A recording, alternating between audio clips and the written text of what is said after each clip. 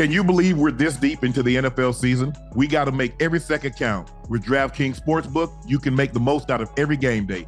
Bet on your favorite teams for a shot at winning big bucks. New customers can score $150 instantly in bonus bets for betting $5 on any matchup. Get in on the action with DraftKings Sportsbook, an official sports betting partner of the NFL. Download the app now. Use code Shannon. New customers can score $150 instantly in bonus bets for betting just $5 on the NFL. Only on DraftKings Sportsbook with code Shannon. The crown is yours.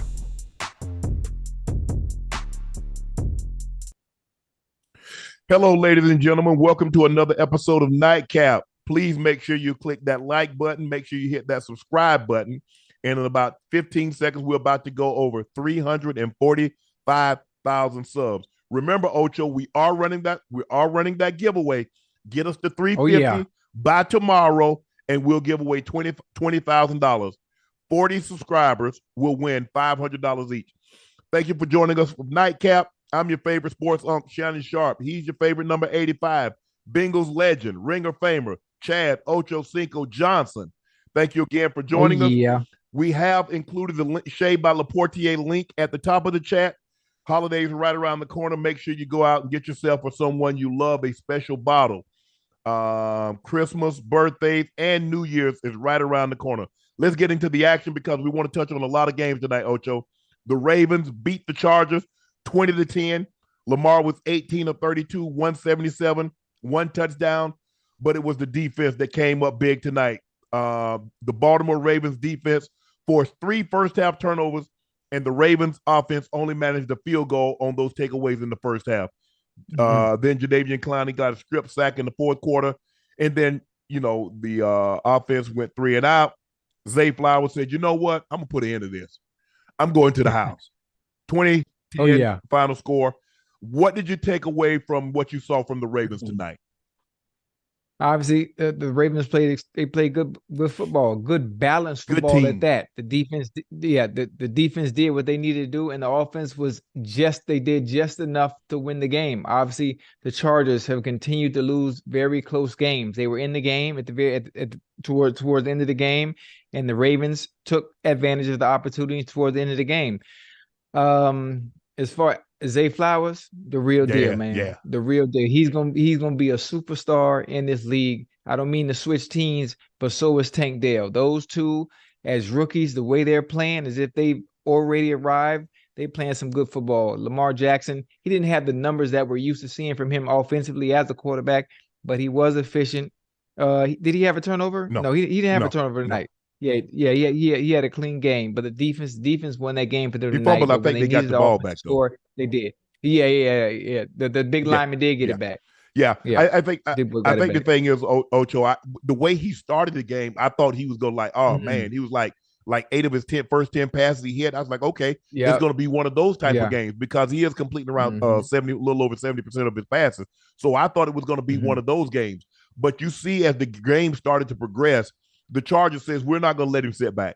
We're going to start heating him up. No. We're going to bring some pressure. And I put a little pressure on him. They started Khalil Mack started collapsing the pockets. They started bringing that extra guy to try to speed him up. But I think the thing is what really saved these guys tonight, because the offense, like you said, didn't have it going. They didn't turn the ball over. And if you don't have it going offensively, the last thing you can do is turn the football over. So they did a great job of not turning it over while their defense forced turnovers and kept and held the Chargers' high-powered offense to only 10 points. For whatever. Look, when you look at Justin Herbert, you see a physically gifted quarterback. A guy's about 6'5", 245 pounds. Ocho, superior arm talent. Make every throw on the field. You see him take off on the run. Yeah. He got better legs than what you would give him credit for.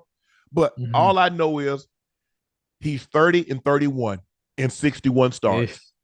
That's what he is. I mean, look, we can keep saying, he's this, he's that. At the end of the day, there's a short menu in pro sports. It's wins and losses. And all I know for all that superior talent that he has, arm talent, physical tools, losses are here, wins are there. Yeah. That's all I know. Yeah. And the thing about it, obviously, too, with him being a superior quarterback as he's viewed, tall, 6'6", all the attributes and being a great quarterback. He also has a supporting cast around him to be successful. But something about the Chargers always losing close games. Always losing close games. And this is what's going to make or break them as far as being a playoff contender and going home in January. Those close games, the playoff teams win those. Yeah. And most of them are by 3. Every time they have a close game, they always lose by 3 or less. Yeah, you don't have to win them all, Ocho, but you need to win more than what you lose. And they seem to be on the short end of those close ball games every time. And so that's telling for me. Is that I don't see how, and I don't advocate for anyone losing his job, but I think Brandon Staley stay in LA is definitely gonna come to an end at the end of the season. Because if you go back, they lost a lot of games. As you said, 3 points, 7 points. Then you finally make the playoff. You get a 27-0 lead at half, and you give it all back. And you seemingly haven't recovered from that because you're still losing close ball games. And your defense tonight, notwithstanding, I thought your offense put you in harm's way by turning the ball over like they did. Is that that defense has been, and that's Brandon Staley's forte, that defense has been less than desirable.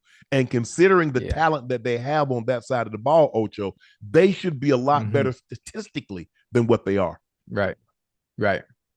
Do you think they should give Brandon Staley a little bit more leash, or do you think it's really his time is up based on the personnel and what he has to use defensively? Obviously, Khalil Mack, Joey Bosa, Derwin James, yeah. No. Do you think it's his time? You want to start fresh?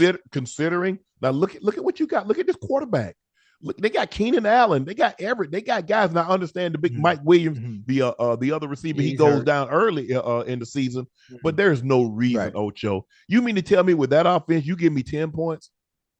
That's what you gave me. Yeah, and you fight.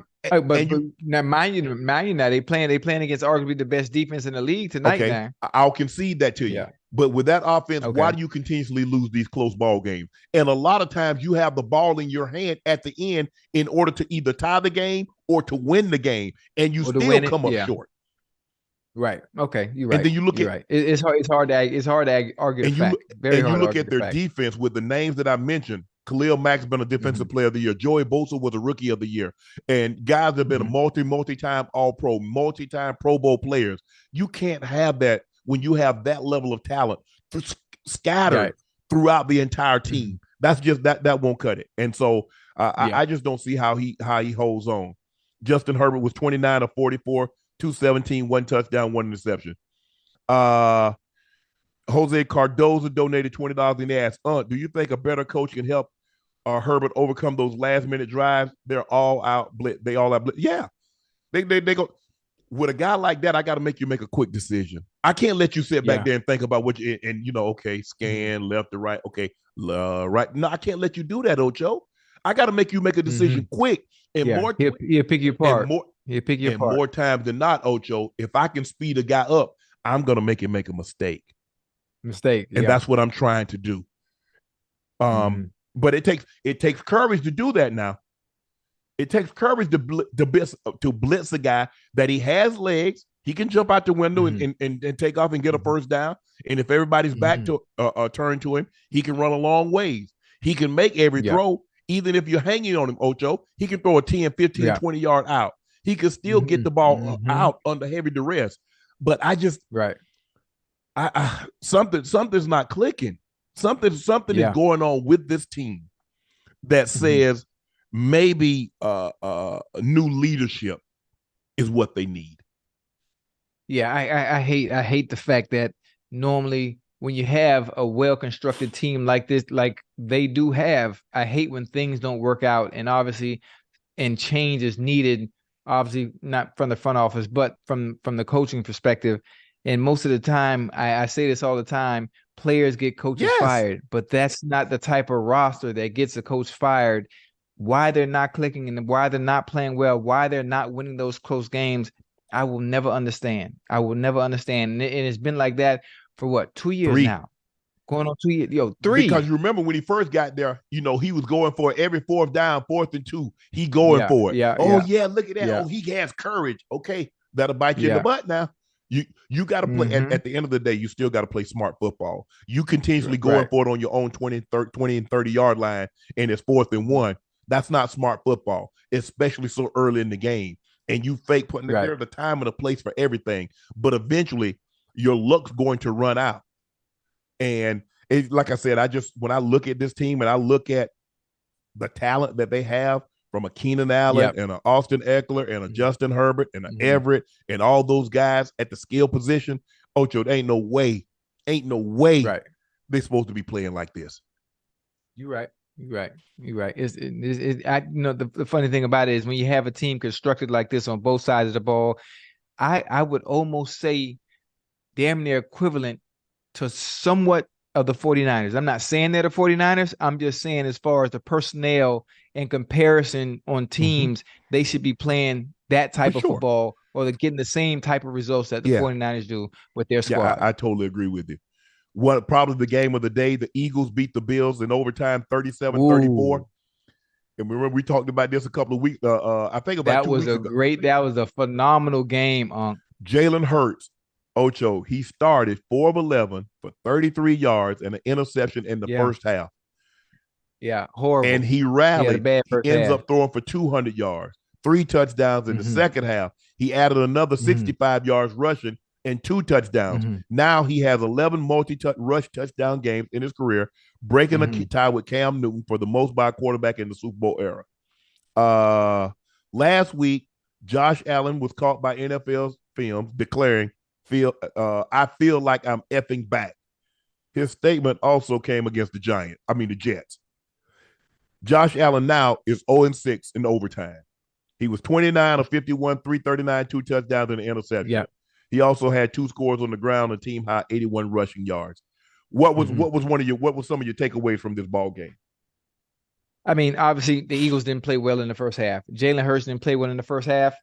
The Bills, I thought the Bills were going to come away with this one.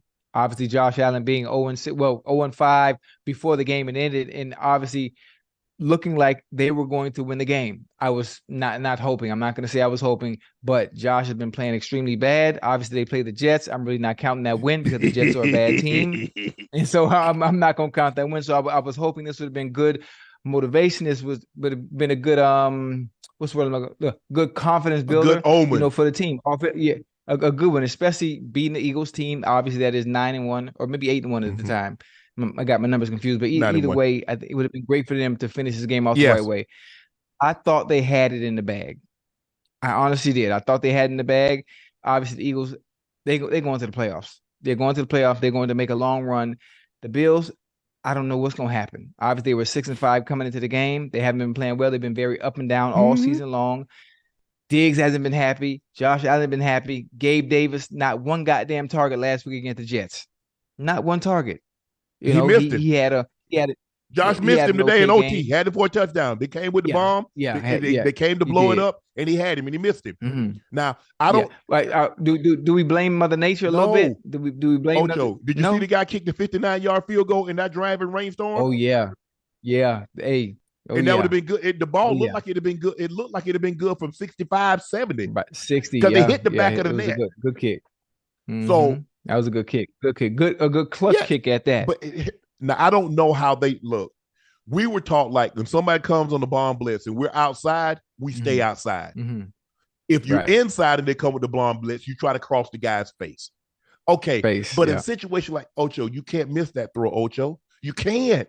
Yeah, you can't because remember everybody was up in arms. Oh, if the Bills had got the ball in overtime against the Chiefs, they'd have won the game.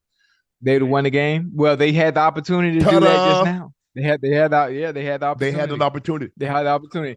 And I don't like to make excuses, but playing in that rain, it handicaps you a little bit. It handicaps us, you catching the ball, it handicaps you throwing the ball and just being efficient as you would if it was dry. I'm not making no excuses. I'm just saying, I'm just taking into account. Devontae Smith didn't have a hard time catching it. Zacchaeus caught one at the back of the end zone. He didn't have a hard time catching it. Oh yeah, that was a nice catch too in the back of the end zone. But the thing is, Ocho, the Bills seems to be in control of this game. And then Josh get fooled by a trap corner. Bradbury rolled up on him. Yeah. Come on, bro. You got to see that. Listen, you think he can see that that's though? A trap. It was so quick. It was so quick. Ocho. But I thought, listen, even after I had to wait to see the replay, I thought he was gambling, and I he noticed trapped. instead of he was supposed to be dropping to the dropping Yeah, back in the zone. He said, "Man, F that." Man, he jumped that so quick. because you know why? What the formation tell you in a situation like that, what they're gonna try to do? Try to Mm-hmm. get a cheap five. Because Yeah. guess what? That's a wide receiver on a linebacker. So what they gonna do? Mm-hmm. Push up, Mm-hmm. run your little stick route. Push up. Yep. Yep. And they knew it. It's damn near like they baited him into that Yeah, and played trap at the they right did. time. And some in a situation like that, you're getting desperate. You got to make it, because the last thing you can do is fail. It could go down by another score. That's especially a touchdown, Right. Ocho. A field goal doesn't doom you, but man, to go down a touchdown, another score there, a touchdown there, Yeah. that That'd might been too much that might pressure. have lasting effects. But Mm-hmm. I said this. Hold on, 2 weeks ago, I said Jalen Hurts. I've never seen. I don't know if I've seen somebody quite like him. He can have the most mundane, the most mediocre game, and they're just flailing around on both sides of the ball. Mm-hmm. But come Right. fourth quarter, if that game is close, he'll find a way to pull it out Every every time. time. And he's done it. He's done it consistently We every just saw it time. Monday night against the Chiefs. He just flailing Mm-hmm. around, ain't nothing going their way. Then all of a sudden, the fourth Yeah. quarter, the game's close, and then he makes a play. He believes. Mm-hmm. I mean, he is just like so calm. He's the perfect person to play in Philly because he understands how fickle the Philly fans are. They're gonna love you, they're gonna boo you. He just rides the wave. He don't get too high, he don't get too low. Don't get too low, hey, right in between. all the celebrity. He's like, look, I'm supposed to do this. I keep the main thing the main thing. I don't get high when it's good. I don't get low when it's bad. I just stay even keel, and good things happen. That was a phenomenal game. That was a good look. And they, I think they still don't they play the Eagles? No, Buffalo. I think who got no, the Eagles got San Francisco next week, right? Because the 49ers still got Buffalo, the Eagles, and the Cowboys. No. Prime time, huh? Eagles have okay. The Eagles have the Niners, Cowboys, Seahawks. Oh, and the Bills still Seahawks. Don't the Bills have the Niners also? The Bill because the okay. The Bills have Chiefs, Cowboys, Dolphins. The Chiefs. Ooh. Oh wait, that's the next three. Philly got Niners, Cowboys, Seahawks. Bills got Chiefs, Cowboys, Dolphins. Boy, it can get ugly. Well, not for the Eagles. Listen, the Eagles, what? Eagles 10-1 now, right? Well, they sitting pretty. They sitting real pretty. They could look if they win these two games against they're the number one seed. No, but you can't catch them because they would have they will have beaten the Cowboys twice. So they have a 2-0. So that's like a 3-0 lead right there in the division. Right. And if they beat the 49ers will have 4 losses. And it's a conference opponent. So it'll be basically it's a death blow for the number one seed. Anybody trying to catch the number one seed, that means the Eagles will lock that up. I mean, and then I'm looking at the Bills schedule. The next 3 games. I think if they don't improve or show some sign of something, if they lose to the Dolphins, that's going to be tough. If they lose to the Dolphins, that's probably going to end the division. Well, I think they're going to lose to. I think they're going to lose to the. They're not going because the Dolphins are 8-3, right? If I'm not mistaken, the Dolphins are 8-3. Then you say they got who else they got? You say they got the who else you say they got? The Bills. I'm talking about the Bills. The Bills got the Chiefs, the Cowboys, and the Dolphins. It could get ugly. It could get they might lose 2 of the next 3, and I think heads gonna roll if that happens. Yeah. Well, Sean McDermott wanted to call the plays. Leslie Frazier left. They had an outstanding defense. Leslie Frazier was doing a great job. And Sean McDermott wanted to take over the play calling. Okay, there it is. Right. Different ball game. There it is. Take it over. You got it. Defensively, Defensively, it didn't hurt when Milano went down Oh, either. Milano, Tre'Davious White. White, yeah, Bond White. hasn't gotten back into shape. Bond's a little older now. Mm-hmm. He's coming off Right. an ACL injury. Mm-hmm. It's rough. It's tough to be able Yeah. to get back to what you once were as you start to Yeah. age. Those injuries start to take it at you once you get to a certain point, Ocho. Yeah. CJ Stroud. I don't let me excuse me. Did you see this? CJ Stroud rubbed Texas fans the wrong way when he was on Auxiliary Money podcast and asked to choose between LA women and Houston women. And he said, LA girls over Houston girls, and it's not even close, saying Houston girls are fake bougie. He also complained about the food scene, saying the food has been gassed up here. How do you think he should have handled that? You got to be careful. You got to be careful what you say. You're the franchise quarterback, baby. You're going to be in Houston the next, 15 10, years. 11, 12, 13, 15 years. You got to hype your people up. So, yeah, you got to be careful. But obviously, he's from LA. He's from LA. He's just getting to Houston. He's just getting his feet wet and understanding the culture in Houston. Obviously, the food is something that people visit and love. Turkey Leg Hut, to be exact. The women in Houston, I don't frequent Houston, very much, but I've heard good things about it too, Ocho. I heard good things. I've heard great things about them. I really haven't frequented. I haven't dated anyone from Houston, but you got to be careful. You got to be careful when you get asked questions like that. You got to plead the fifth, and if you got to lie, just lie and say something positive. You know what, Ocho? Hey, I like both places. There are beautiful women in LA. There are beautiful women in Houston. Yeah.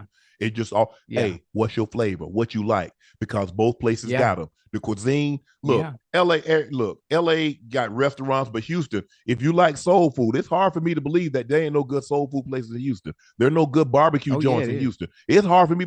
Now, maybe that's not his flavor. Maybe that's not his cuisine. Maybe he's more of a sushi. I'm sure they have sushi places, but Cali, I mean, look, you're on the water. So you're going to get the freshest sushi or whatever you want, vegan restaurants or whatever that hey, whatever it is. But I just think the thing is he's young. He has to understand that he got to be a politician. When you're the quarterback, you have to be more politician as opposed to being sometimes, hey, you can't always be honest. You can't always give your true feelings on certain things given the position that he's in. Right. Yeah, he'll understand it. He'll understand. It's all about being media savvy. He'll learn as he goes. That's what you like to do, man. Learn. But listen, but the way he playing right now, he can get away with it. He can get away with it. Yeah. So I just think the thing is that's something that his handlers will get around him and handle him. Says, hey, if something like this comes up again, say, hey, there are beautiful women all over the world. Hey, I was born and raised in LA. Obviously, hey, playing in Houston now. I have a girlfriend or I have someone in my life. So I don't look, but I'm sure there's beautiful women all over the place. And so, you play it like that and you move on. But you start getting on these shows like this. Sometimes they walk into a trap when you didn't really know that you were walking into. It'd be harmless too. Yeah. No ill intent. CJ Stroud became the first rookie in league history to record 300 passing yard games in 4 straight games. So he's thrown for at least 300 yards in 4 straight games. Led the Texans on 11-play, 45-yard drive late in the fourth quarter to set up a game-time field goal, and Matt Amendola missed it. But Amendola kicked. I mean, that's hard to say he missed it. I mean, he 58 yards. I mean, like it was 28 yards. It was 58 yards, and he hit the crossbar, the middle of the crossbar. And bounced the wrong way. And 58 crossbar and fell short, clinching the Jags' 7th win in 8 games. So that would have really put some pressure if they could have got the game into overtime and actually won the game, Ocho. That would have really put some pressure on the Jags because they would have taken 2 games off the Jags. Yeah. So, but I like what I saw from the Texans. I like Tank Dell. I love Nico Collins, Noah Brown, although he didn't have a big game today. They have the skill positions around him to be successful. Give the Jags credit. They came in there with a sense of urgency that they knew they could ill afford to lose this game and let them have a sweep over them in the division. Yeah. Yeah, I enjoyed it. I enjoyed it as well. Obviously, Tank Dell, man, is man, dude, Yeah, unbelievable. Obviously, I remember watching him in the Senior Bowl and seeing the difference in him and everybody else and his ability to create separation and run routes. And I had wondered to myself, you know what? It looked good against him, but I wonder how it would transition into the NFL and on Sundays. And by God Almighty, it has transitioned extremely well. And he's become his security blanket. No, most of the time as a rookie quarterback, your security blanket is most of the time it's your tight end. Most of the time it's his time. And the fact that him and Tank Dell have the chemistry and they're excelling this early already, it's gonna be nice. It's gonna be very, very nice. He has a nice little repertoire of receivers around him. And the fact of the matter, he's getting it done without true superstar number one guys. No superstars, dudes that are just hard. I call them hard hat, go out there and get the job done type receiver. I think in situations like this, when you're dealing with a young quarterback, I think these kind of guys work best with him because he don't have to force the ball to him. You know, when you got a true number one, when you got one of them old school number ones, he gonna get in that rookie's ear. Man, give me that. Hey, bro, give me that rock. And you know he's gonna defer. But now he got a Nico Collins. Now he has a Tank Dell. He has guys that like, okay, I give it to you. I get it to you. Hey, he's open. I gave it to him.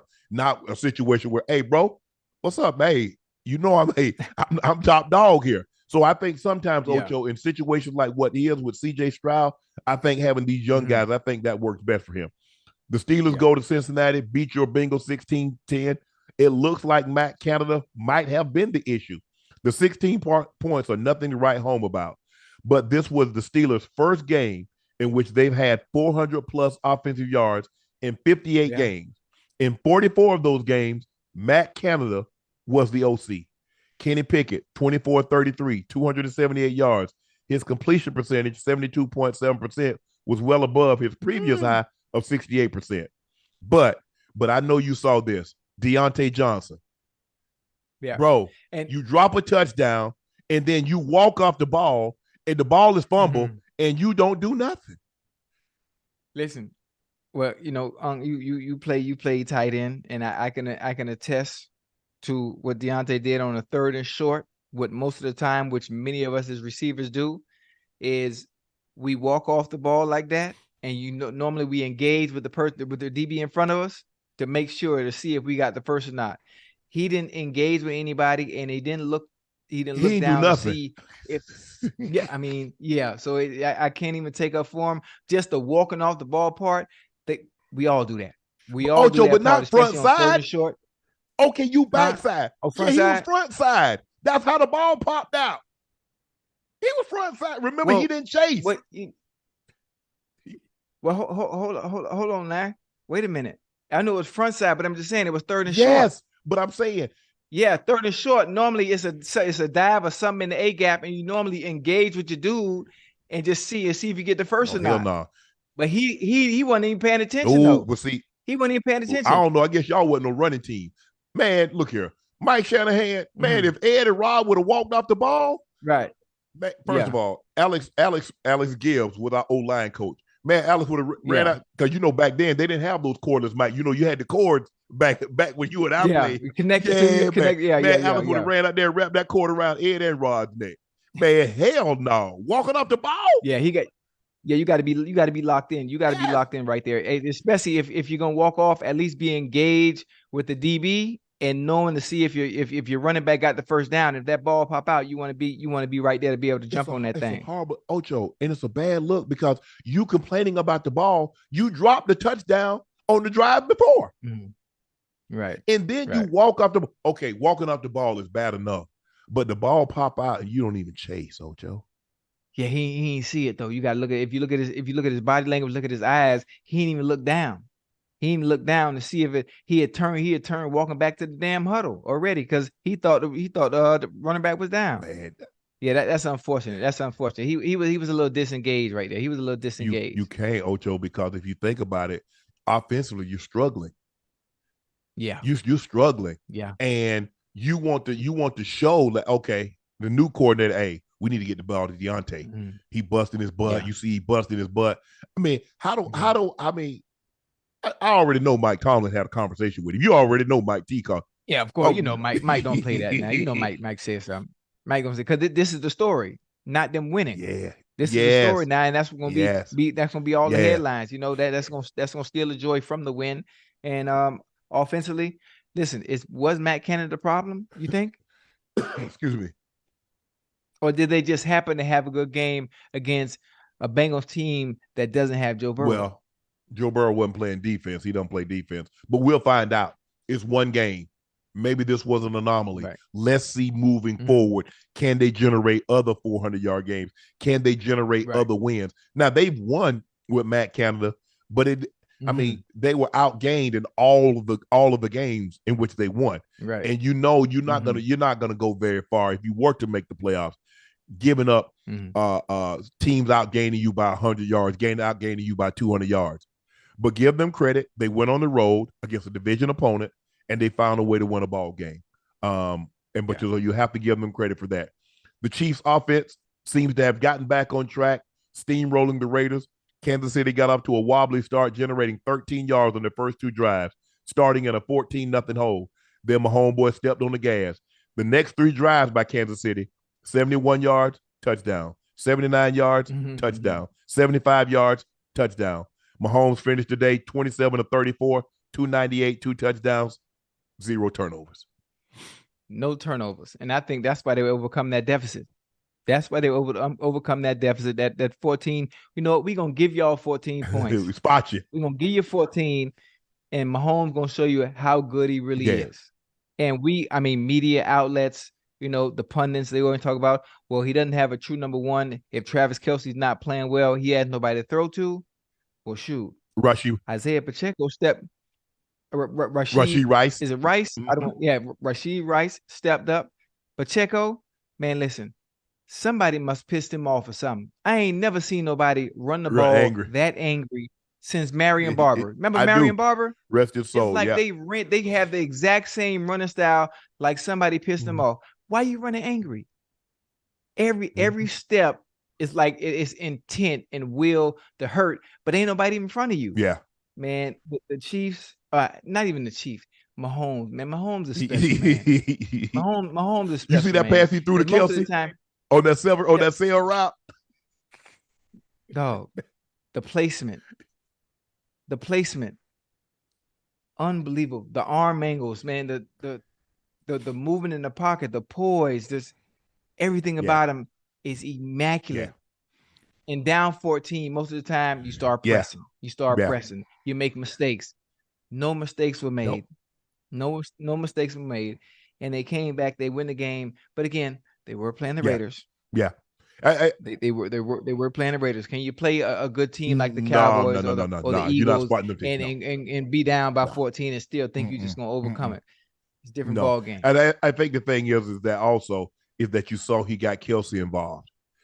Kelce opens it up. So now you can scheme the other guys. You can run Rashee Rice on a shallow cross and he hit his head on the goalpost. You can do other things, but you got to get 8-7 involved. You got to get him involved because he makes it easier. So now everybody's eyes goes towards him, and now these other guys all of a sudden are splintering, and you get them on shallow crosses, you get them on smoke screens and things of that nature. But Kansas City seemed to be on the right track. Like you said, I'm not putting a whole lot of stock in this because that was the Raiders. But like you tell me, that's an NFL team. That's the top 1%. You're right by that. But again, we talk about 2-time Super Bowl champ Patrick Mahomes and the Kansas City Chiefs with Andy Reid calling them goddamn plays. Oh yeah, they gonna be all right. Big red.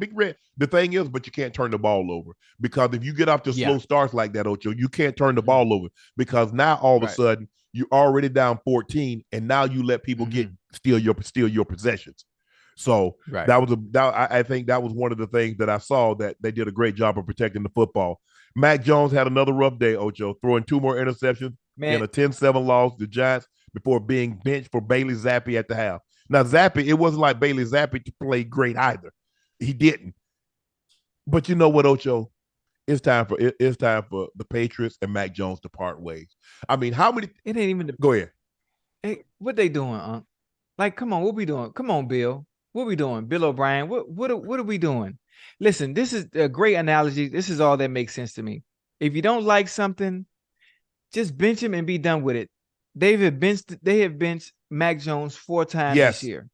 Do you understand what that has done to his psyche? Do you understand what that has done to his confidence? He has none at this point. That's like, fellas or ladies in the chat, that's like going back to your ex 4 different times and expecting the results to be different as opposed to how they were before. Yeah, you break up with me 4 times, it's over. It makes no sense. Yeah. It makes no sense. You know you don't like him. You have a problem. You have issues with the turnovers. Every time you benching him every single time. Like, what are we doing? And not only you benching him, just stick with Mr. Zappy. Ocho, not only do you break up with me, I see you dating other guys in the meantime because they brought Bailey Zappy in both times, all 4 times. So you break up with me, I see you. That don't work out with you and him. Now you come back to me, right? And guess what? I'm foolish enough to take you back. Take you every time, every time. Listen, that has to it. Just thinking about it, to me, I'm not even playing the game. And then I understand what comes with the quarterback position. You're already frustrated. You're not winning. Then they bench you. Then Monday comes, you got practice on Wednesday. Then they say, well, okay, now you're the starter again. I mean, come on, man. Yeah, they got to find a quarterback. I don't know who it's going to be, but they need to find somebody to pick up what Tom left off. And even though those are big shoes to fill, I know what you're going to say. They're big shoes to fill, but they got to find it. They got to find it because things aren't going to be right until they find a quarterback. But Ocho, it's a rarity that you lose Joe Montana and there's Steve Young. You lose a Brett Favre and there's an Aaron Rodgers. Normally, when you lose a historically great quarterback, it's years. Look how long the Steelers went when they lost Terry Bradshaw. Right. It was almost 20 years before they fall. They get Big Ben. And and Buffalo think about it, Buffalo had gone 20 plus years before they get Josh Allen. Jim Kelly. Yeah, from Jim Kelly to Josh Allen. So you don't normally. So as great as Tom is, unless you have somebody, and it's not like it is, you can't have a Steve Young on your roster now. You can't, right? Because first of all, he's gonna want to play. Yeah, and he's not gonna be content with not playing. Right. And plus, when Steve was there was no free agency. So where was he going to go? Oh, he had no choice but to be there. Okay. Now there's free agency. Plus, I need to look at the guy because I need to know before I invest $300 million because we right around the corner for $300 million contracts because we 250 right now, 260. The next contract within a year or two is going to be $300 million. Wait, that's the funny thing about it. Since you talk about the next contract, obviously would be a quarterback. Yeah. Everybody's been paid already. So who would be up next? Tua's up. Okay, but that's a good one. Tua's playing extremely well. But would Tua overlap Joe and Lamar and Patrick Mahomes? I'm after. I'm after. That's what y'all do. Y'all told the reason why this guy got more than that guy because he signed a year after. So I need my money. I'm about to have a 2,000-yard receiver. I'm about to throw for 4,800, almost 5,000 yards. I'm going to be way high on the touchdown list. Yeah, I need to get that. Okay, so I'm going to ask you one more question. So when Dak is up, does Dak also get that 300? Yeah, Dak's. But it just continues to overlap. Because that's what they do. Everybody keeps trying to up it because I want to keep climbing. I got to keep pushing these salaries high. But normally it's supposed to be just the top guys being able to reset the market like that. It used to be like that, Ocho. It used to be, but now, I just happen to be. It's timing. It's not whether or not you're good. It's whether or not you're free. It's whether you're free. And so I got to make a decision, Ocho. So that's why teams, they ain't got no patience. I can't have patience. You mean to tell me I'm supposed to let a guy and just go, okay, I'm gonna have patience with, and I'm gonna give him $300 million after his third year. But I'm not certain. But I'm just gonna have patience. No, you can't do that, Ocho. You can't. Right. The money, the money is too great now. So teams are not gonna have the patience like they did because I got to know by the third year. I got to know whether or not the kid can play, Ocho. Right. Because I'm about to have to invest $300 million in him. Yeah, that's why they always say your third year is your break or make year, regardless of what position you play. Especially if you want, like, by your third year, if you're a first round pick, You should have been made a Pro Bowl by now. By your third year, you should be a Pro Bowl. You should be a borderline All-Pro player. Mm-hmm. Because guess what? Now in today's market, with the contracts, by that third year, everybody wants that new deal, Ocho. Yeah. And if you're playing really well, they will tear it up in a heartbeat. Ain't got no problem getting you that paper. No problems at all. But it's gonna be hard for me to give you paper when you ain't got no All Pros, you ain't got no Pro Bowls on your resume. It's just hard. How? Right. You're right. Ocho, we got over 23,000 in live chat. 23,000. How y'all doing? Yeah. My baby in there? Yeah, I'm sure Rail in there. No. The Broncos have won 5 in a row, knocking out the Browns. First time in NFL history we've had a game which ended 29-12.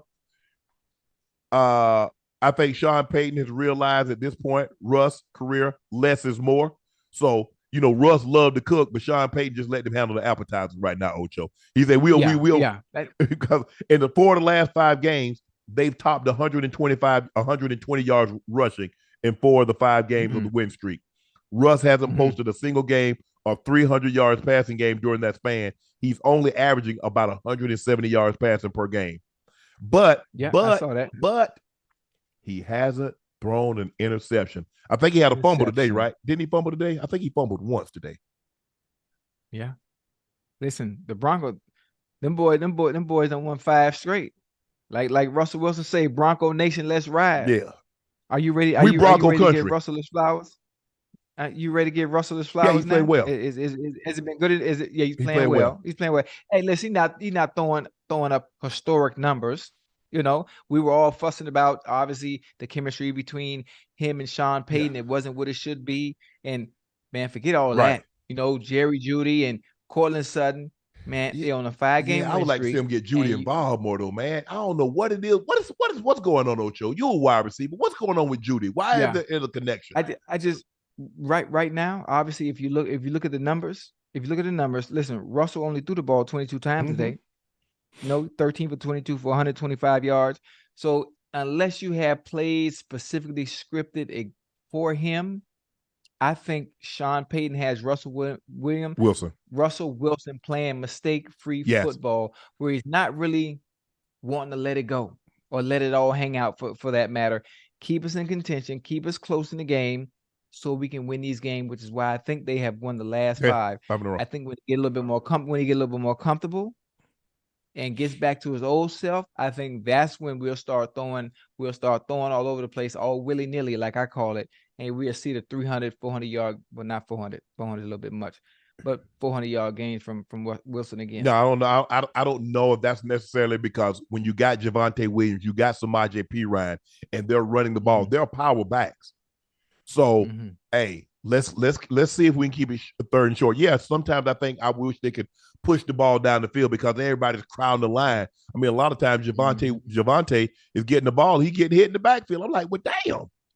But this seems to be the recipe in order to make the dish that's palatable for the Broncos to win football games. So I'm all for that. As long as they win the game, all that other stuff I can do without. Alex Smith calls out Tom Brady for NFL criticism, saying Brady played in the biggest cupcake division. He said the biggest complaint with Brady comments was Brady played in the most uncompetitive division. You come out of training camp, the biggest cupcake division, you got to take it to the playoffs right away. Like, talk about mediocre. I completely disagree with this. But here's the thing, Ocho. 2 things can be true. Tom Brady played in the most uncompetitive division, the AFC East, in the NFL. Yeah, they were bad. They were bad. They were bad then. When he got to the playoffs, Tom Brady played in 3 years worth of playoff games. His record is considered notwithstanding. So let's see, how many games did he win in Tampa? He lost the first year. So he won about 4 games. So he won about 30 playoff games in New England. Now, he's beaten the best in the AFC South, the AFC North, and the AFC West. And guess what? Yeah. When he goes to the Super Bowl, he's beating the best they got to offer. So, Alex Smith, you're absolutely right. That was the most uncompetitive division. But It damn sure didn't hinder him when it came playoff time because they were kicking ass and taking names for 20 years. Yeah, most definitely. I think what Tom was talking about more so to me, obviously, he was talking about the product on the field, and one of the issues again with what Tom was saying is the NFL, the competition committee, they have handicapped the game so much where you can't even play the type of football that Tom is used to seeing. You can't even play that type of football anymore. I just saw what running back was that? No, the receiver. Amon St. Brown. Amon St. Brown, he fined $43,000. I watched the play. I still don't know what he's talking about. 5 times. I still don't know. I watched it 5 times trying to figure out what in the world did he do wrong. Like, I think there's some type of conspiracy and somebody's pocketing some money because the fines that they handing out right now are ridiculous. $43,000 for that, Ocho. But come on, $43,000. Come on. And you know what I'm not hearing? Are they winning these appeals? Is Merton Haynes still on? I think it's the one? If I had to, I think it's James Thrash and Brooksy, Derek Brooks. Which Brooks? D Brooks. For real? I think they handled the appeal. Oh, come on, man. Ain't no way. Something ain't right. Something is going on. Something behind closed doors is going on. The big stuff goes to John Runyon. I think John Runyon. Yeah, used to be the Eagles right tackle. Yeah. Oh Lord. Yeah. So I think the big stuff. I think the stuff like Kareem Jackson. I think stuff like that. I think it goes to him. Right. I know you saw this. People are upset that Blue Ivy received criticism about her dance moves early this year, but Blue Ivy used it as motivation. Blue Ivy made her first appearance on stage with her mother in May when Beyonce performed in Paris. The 11-year-old became concert staple, regularly showing up to dance with her mother's performance, My Power. One revelation, from the premiere Renaissance, a film by Beyonce, was how Blue Ivy read some social media comments mocking her dance move. Beyonce said she was dismayed when an 11-year-old read the post criticizing her lackluster moves. But instead of quitting, she decided to put the work in, train even harder for future stops. People are upset about trolls making fun of 11-year-old, but the part of the blessing and a curse of being a child of fame. People paid thousands, Ocho, to see that. So if you open your child up to that, you open your child up to criticism. Yeah, and you know what's funny is as a parent myself of 85 kids, I like it. I like my kids to be open to criticism at an early age. I want you to understand when you get in that real world and your daddy's not there or your mama's not there, this is how life is going to be. Everybody ain't going to like you. Everybody ain't going to like you, no matter how nice you try to be, whatever it might be. In the case for Blue Ivy, the fact that she said, "Oh, I'm not worried about what y'all talking about. I'm finna go do what I've seen my mom do. I love it. I'm finna go work on this and work until I get it right." And what did she do? She got it right. Now to where she was a staple every time Beyonce went out there and performed. Blue Ivy was out there hitting that routine, and I know the routine by heart. You think I know? I know the routine. I ain't gonna do the rest of it. I just hit my knuckle on the mic, man. That's what you get. Yeah, but I don't know. I don't understand, because you have to understand, Ocho. It's just like anything. When people play large sums of money, people like, okay, that's your child. She better be able to do all the moves you put up in there. That's just the way it is. I mean, I'm being for real. I mean, I know how much. Look, I hadn't been. I went to the old concert, and I think I ended up paying like $8,000 for 2 seats. Yes, and I'm sure there were more this time around. And so when people pay that enormous sum of money, if you put your kids in that situation, you subject them to the same criticism that you will receive, because they're looking at it like, okay, she in here, oh, she must be could do it. She must be no. This ain't no YMCA now. These ain't Ocho. These ain't no 5 and 6 year olds that they'd be all beat. They're like, oh, that's my little angel, isn't that cute? Oh, hell no. But you ain't gonna get you're not gonna get that type of treatment from the real world No. anyway. If you ain't on point, they ain't gonna spare you no Right. grace now. They're not us, our people. Right. Oh no, they ain't gonna spare you no grace. But again, the fact that she's able to do what she did at such a young age, obviously, you know who her parents are. Yes. Her parents are two So perfectionists. they're In order to get to perfection, you know what it took to get there. So the fact that she had that already at 11 years old, oh man, you ain't looking at greatness now. Ocho. That's that's a call Because you got Jay-Z as your dad, you have Beyonce Uh-huh. as your mom. The level of Mm-hmm. expectation has greatly Station. increased just because of who your Mm-hmm. parents are. Well, your Oh mother yeah. can dance. Well, you ought to be able to do it Mm-hmm. like she do. That's Yeah. it's Yeah. Ocho. It's just like when parents of a or professional, his dad played this and his mom did that. They automatically expect the child to be great at it. Right. That's just what Right. it is. But you got to work. You You got got to to work. work. You got to work because there's no substitute for it. You think Jay-Z, obviously, he worked at Yes. it. Beyonce didn't come out the womb knowing how to do what she does. She worked on her craft continuously, and now what you see now is greatness. One of the greatest of all time. Yes, for sure. So I understand both sides. I understand, but she's just a child. But when people don't not looking. Most people aren't gonna have in a situation like that. Not gonna have their child up there dancing Yeah. if the Yeah. child's not on point because you subject the Right. child to criticism that Mm-hmm. would be bestowed on Mm-hmm. an adult because you put them in an Right. adult role. Right. Right. That's my take. I I'm sure like it. people are gonna I disagree. like it. Check this out, Ocho. King Harris, T.I.'s son, fights Oh yeah. fights with his parents on IG Live. A Yeah. live, excuse me, a live stream at the Falcons game this afternoon went sideways after King started arguing with his parents. At one point, But King want to smoke. Ti could be heard yelling, "You're an embarrassment to your family. You're an embarrassment." Later, King posted, "I stand on business. I don't give a f who you are." Yeah. Yeah. Yeah. King, man, is up and stuck. Whatever he's standing on business. You know what it is. King like that. Ocho. I mean, that's what the streets told me. They told me King don't even play. He ain't the one. I get that fine and good. But the Bible say, honor thy mother and thy father, and your And days will father be long. be long. But wait a minute. Wait a minute.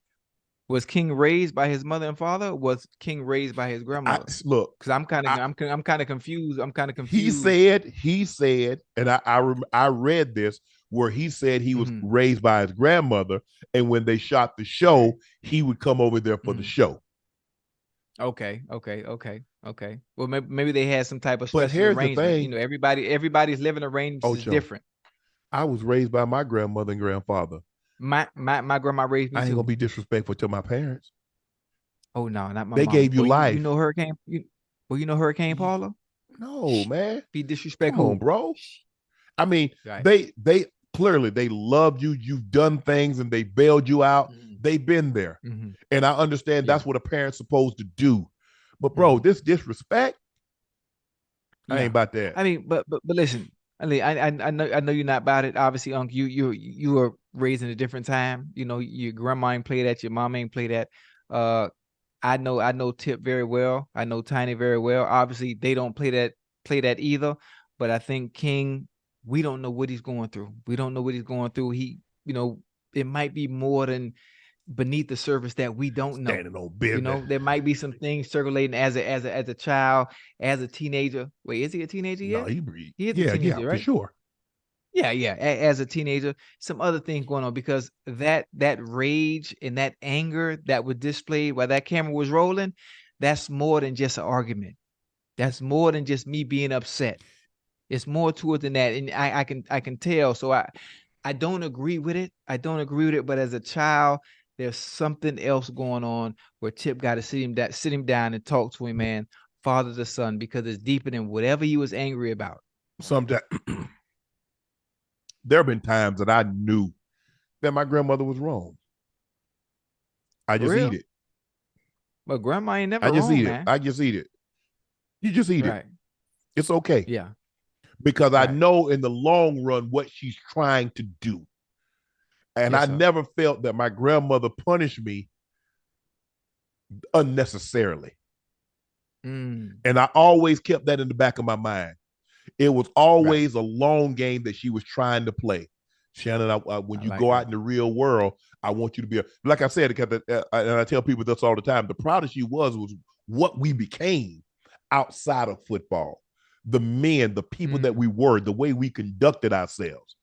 And at the end of the day, I am a representative. I am a representation of Barney and Mary Porter.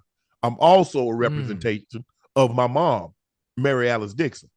So I always remember that. That always stuck with me. And my dad also. You know, I named my son after my dad because I only saw my dad once in my life to know who he was. And so I remember we was at my grandmother's house. This was like early, like 1981, early. And he was going to come home. Now, mind you, my dad had cancer. And so he had it remission, but it came back, Ocho. But this time he had oral cancer. So he had to have both of his jawbones removed. So he was going to come home. My grandma, her name was Minnie, but they called her Charlie. He called her Charlie. We called her Grandma Charlie. And he said, Charlie, and she was telling him, say, Pete, that's what they called him, Pete. His name was Winton. They called him Pete. She said, Pete, come on home. Them kids want to see you. He didn't want to come home because he didn't want us to see him like that. Remember, he had both of his jawbones removed. And the last time we saw him, I was probably in kindergarten, first grade. So here I'm about to be 13. So it's been a long time. And he says, I don't want the kids to see me like this. So she say, Pete, them kids gonna love you. They just want to see their dad. He said, you know what, Charlie? I'm gonna come home. I'm gonna see him. And he died before it happened. So I always remember that. And from that point on, there was no more disagreeing with my mom, no more arguing with my, because life was too short. It wasn't, so for what? Because I really sincerely always believed that my grandmother, my grandfather, my mother, they always had my best interest in mind, even though I couldn't see it at the time. And when you're young, you don't, because you want what you want to do what you want to do it and you want to do it how you want to do it. So for me, that's what the young generation, that's what there's a lot. Some of the time I see how these kids, and even when I'm in Target or Whole Foods or someplace, and I see the way kids talk, I'm like, really? Well, it's different now. Well, you can't discipline. Listen, one thing about it, you know the rules that's set in place right now. They'll call child services on you so quick, you lose your kids. You can't discipline like you. No. Like they used to discipline us back then. No. Back in the 80s, man. Well, you won't have a child no more. You can't even. I saw something on Twitter today about kids that are misbehaving. They said that you need to teach your kids to listen because they're not born knowing how to, because listening is a skill. Yeah. And I never heard it quite put like that before. And it made so much sense because they would tell us to do something and we'd do the complete opposite. And what do they do to us to make sure, or to make sure we don't do it again? Man, go get that switch. Yeah. Go get that switch off that tree real quick. Yeah. Or pick up the first thing they can find and hit you with it. And that is the way to get us to listen when they tell us to do something. The biggest thing is, Ocho, is that people listen to respond instead of listen to understand. Damn. Ooh, that's a good one. My grandfather. Wait. Let me write that down. Write that down. Got to write that down. I need that one. I got to use that with my girl when we fighting. Ocho, I remember I was little, and it used to break my heart when my grandfather would yell at me, and I would start crying. And my grandmother would always say, Barney, he's just a little fella. Don't yell at him. He would say, Mary, I can only tell him something once, because living on a farm and being around machinery and being around these animals, I can't tell him a second time, because it might kill him or he might get seriously injured. So I have to make sure he understands the first time. Right. So that's kind of how I am with my kids. I would talk to them in such a way, and I understand, and they understand now, but they didn't understand then, kind of like I didn't understand. But now, as you got older, my kids know everything that I was saying to them was about the long game. And so that's how, and King doesn't understand, because we don't think our parents know anything. Like, you don't know what I'm going through. It is different. Mm-hmm. Social media is a different animal than anything that Right. you, our parents, our grandparents never experienced anything like social media. Mm-hmm. But that doesn't give you an Crazy. excuse to be disrespectful to your parents. But the thing is, Ocho, when we grew up, the community raised us. You doing something bad, Miss Martha, Miss Margie, somebody, hey boy, hey, ain't you married, boy? Yes, ma'am. Yeah. Okay. Don't make me telling you down here misbehaving. Yes, ma'am. Man, not even that. Not even that. The people, I call it the village. Yes. The village knows if you do something wrong, the village is allowed to spank you. For sure. And then when you get home and they tell your parents what you did, then your parents spank you too. So you getting double whammy. Double. Man, boy, I remember one time in church, I never forget.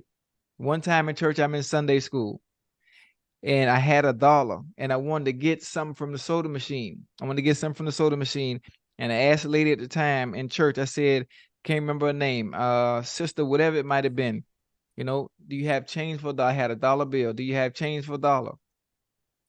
She said, no, I don't have change for $1, but if I can find 50 cents, I give you half of whatever it might have been. It was something like that. And I ended up taking $1 and cutting it in half with scissors, trying to be funny. Talk about something. Here go half right here, something. I can't remember the story. I just remember getting my ass whooped once in church for cutting that money in half. And then once my grandma came to church for service at 11 o'clock, I got my ass whooped again. Yeah, for sure. Then I had to get home, and my granddaddy done wore me out 3 times because I'm playing around like I don't know what. Man, I got so many good stories. Yeah, man. But that's the thing though, Ocho. Like I said, I think but I would learn. I mean, me and my brother, my grandfather would always say. I remember one night, this had to be 75, 76. Like I said, my brother and my grandfather slept in the bed, and me and my grandmother slept in the bed. And I remember one night, he said this so vividly. He said, Mary, I'll probably be dead and gone, but them 2 boys gonna make something. He said they so smart, they listen. He said they listen to they listen to everything. And he was talking about that little one. He said that was me. He said that little one know enough to be dangerous. Because I can repeat, he could say something, I can repeat it. Just like that. Because back then, Ocho, nobody had no cell phone. So my grandfather, he said, hey, somebody, he was like, okay, Barney, my number is, he said, tell it to the boys. So they would tell me and my brother the number. So when we got home, now we might be gone for another hour or two. When we get home, he would say, hey, boys, what's a such and such number? You still remember? Like it was, forgetting it wasn't an option. Right. There was only one way to do things. That was his way. Yeah. And like I said, and that's why I'm so Ocho. Mistakes were not acceptable. He didn't make excuses. And that's why you're like, man, Ocho, I was the youngest cousin. It was 5 boys, me, Lanny, my brother Spanky, Eugene, and Arnell. I'm the youngest by 2 years. So they throwing at waltzes. So my cousin Eugene hit the waltz nest, rest his soul. He passed away about 4 or 5 years ago. He hit the waltz nest. They come down, light me up. Eye closed, that'll stung me in the back of my head. I got a pump out on the back of my head. Why you ain't run? I did run. So you know what I did? I ran home and told Papa. I said, Papa, I was crying. I done closed though, a little tear coming out the eye, Ocho. You lip swole. got stinging. But I said, Papa. Yeah. They were throwing it in the waltzes and they came out and they stung me. He looked at me. He said, you should have run. I said, Papa, I did run. He said, you should have run fast. No excuses. You could never bring that man an excuse home because he wasn't going to accept it. Right. And from that point, anybody that's ever been around me, Ocho, I don't make no excuses. Either you did or you didn't. It's really that simple. Didn't. Yeah. No gray area. None. Yeah, man. Parenting is completely different, especially in this day and age. Obviously, with social media, things are different. the kids are our kids, obviously with me being a father of 85, our kids are exposed to a lot more, a lot faster than we were. And you got to maneuver different as a parent. You got to maneuver different as a parent. So it's unfortunate. Obviously, again, back to the topic at hand, on King and the disrespect of T.I. and Tiny. I think it's deeper. I think it's much deeper than what we saw. Obviously, the disrespect isn't right. You really can't do that. And obviously, T.I. repeatedly saying you're embarrassing your family and embarrassing yourself. I understood where T.I. was coming from, but also as a child, I can empathize, sympathize with King, especially in this day and age, with the jokes and people making fun of him online and some of the things that people have said to him, after doing my homework, knowing that we were going to talk about this topic, that he can be a little frustrated with some of that stuff and it can get to you. And I think he was at wit's end, and that's what we saw. Stay off social media. Why I said I think it's a little, I think it was a little deeper. That's why I said that. If social media make you, it'll break you. Yeah, that it can. And you looking for assurances and reassurances and guidance and validation. And it's not going to work. I just hopefully for me, I just hope that they can one day sit down and have an open and honest conversation and move in a positive manner. Ocho, I don't know if you saw this, but there was 2 professors and they asked their college class, they said, we're going to give you 2 options. We got you're looking for a job, right? Oh, they said, we got 2 options. Option A, you make 100,000, but all of your coworkers are going to make 200,000. That's option A. You make 100,000, all your coworkers make 200,000. Option B, you make 50,000, your coworkers make 25,000. 50% chose option B. And what they deduced, people don't want better for themselves. They actively want people to do worse than them. Let that sink in, Ocho. They were willing to take $50,000 less as long as somebody was worse off than them. I could care less. I'm going option A. Give me me. I'm going option A. Come hella high water. I don't care what's going on. Because one thing about it, Unc, I will say it, and I will say it this time and time again. People that are watching me, you will never be able to enjoy what's on your plate as long as you looking and trying to take off somebody else's. Yes. Every time. Just focus on your plate. Focus on your plate. Focus on the food you got going on, whatever money you got coming in. Finding ways to make more money. You always got to lock on your own. And one of the things I always said is when people always know how much other people making, they can't be happy. That means you ain't you ain't making enough. You ain't making enough. It ain't got to be nothing big. Even if it's coming in small increments, just focus on your own plate, man. He said what we found out that people actually care more about others than they do themselves. And you know what irks me? When I hear people say they don't deserve. Who are you to say God made a mistake in blessing me? I didn't get what I deserve. I got what I earned. Yeah. You got what you earned. Yeah. What does deserve have to do anything with my hard work? And people just like, what's for you? Whatever God has intended for you, I don't care how many stumbling blocks, how many roadblocks, how many obstructions someone tried to place, it ain't gonna do nothing. God gonna make sure you arrive at that destination and get all of your blessings. Every time. I don't concern myself, because the way I look at Ocho, me in this business, when I saw Charles Barkley could be himself, could talk with the dialect that he had, was unapologetically not afraid to make fun of himself, I said, I could do that. I said, I got just as good a sense of humor. I can tell stories. I said, I can do that. I'm not, man, why Charles Barkley get all that? I see Michael Strahan on Good Morning America. I see Stephen A. doing what I said, I can do that. I say, Stephen A. went to an HBCU like me. Michael Strahan went to an HBCU like me. I said, I can do that. I just want somebody to give me an opportunity to present. Be prepared when the opportunity presents itself. When it presents itself, yeah. So I don't get jealous of somebody. Man, such and such making $100 million. Okay, he did it. Well, if he made it, that means somebody else can make it. I can make it too. I see people that are making more than me, or I see people that are doing well, I see that as motivation. That's how I look at That it. is inspired. That is inspired. That is inspiring. I'm from Miami. I'm from Liberty City. You know what's motivating to me? It's very motivating for me, even though we're in two completely different lanes and we live two completely different lifestyles. To see Rick Ross, man. Yes. To know where Rick Ross came from back when we were shorties, when he was at Carroll City, to see what he's done with life in business, entrepreneurship. Though that shit is inspiring, man. Yeah. That shit is inspiring. Unc, I ain't really never even said this before. I'm just saying I look at that and it just make me want to do more, not do more to do the things that he does, because I will never ever reach that level. Don't say that. I will never reach that level. Only positive. Why not? I mean, he did it. I mean, wait. So listen, if he did it, I mean, you could do it.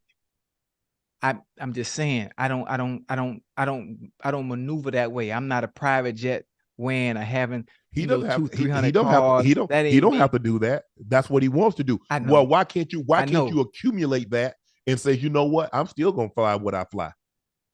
Right. I'm that's where the motivation and inspiration part come from.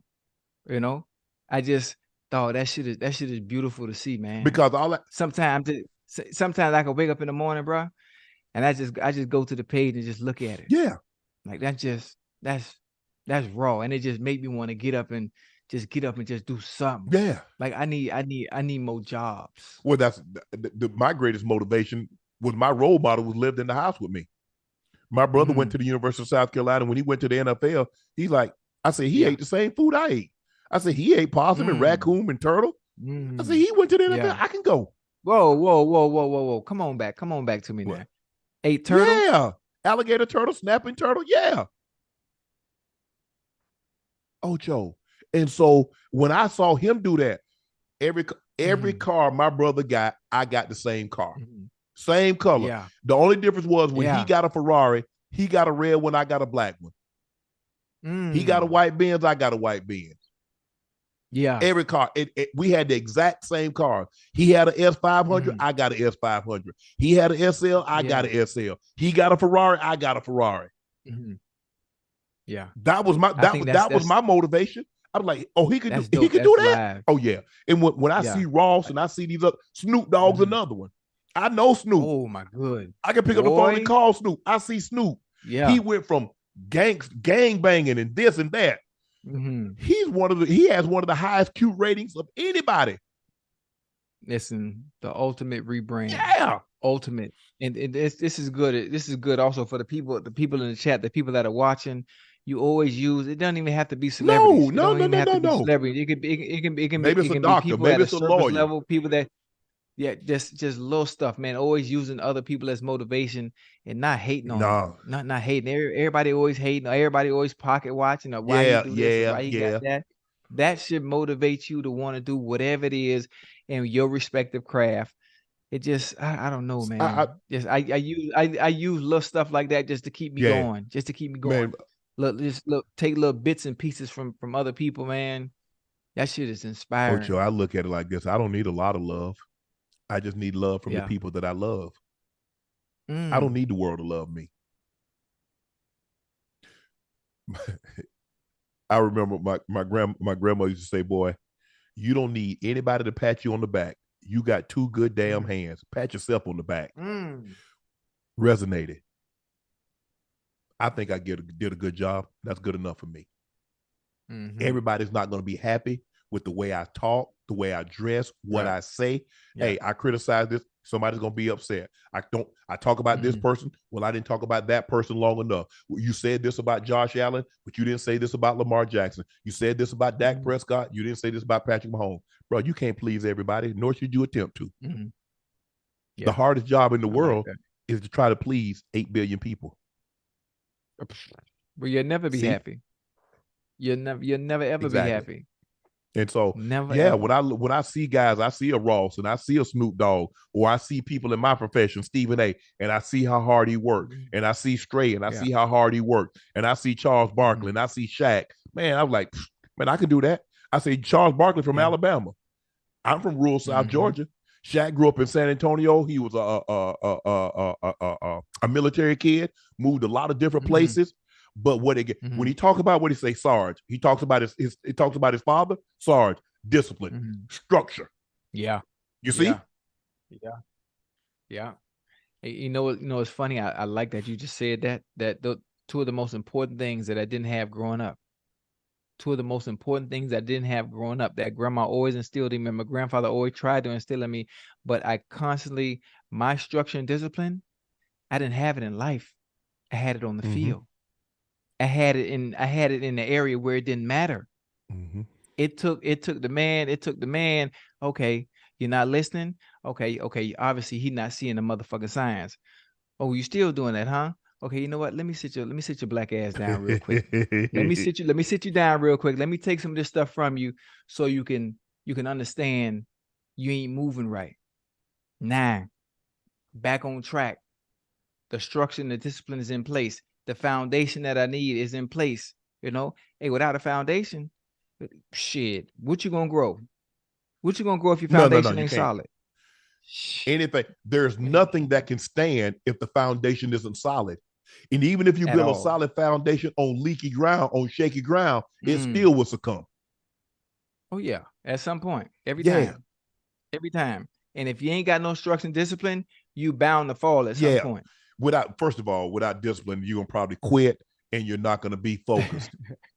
Because people like, what's discipline? I said it requires you to do your best when no one's watching. Or how about this? How about all them New Year's resolutions? Everybody in the chat, all them New Year's resolutions you had in January? Is you still doing them now? How many you stuck with? Don't lie either. It's hard. It's hard for anybody to ascend to a certain level. Forget, I'm not just talking about. I'm not talking about sports. I'm not talking about celebrity fame.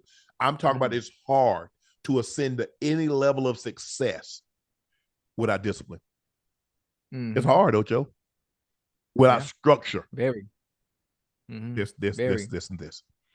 Even if you're talented, even if you're extremely talented, you got to have discipline and structure. Got to.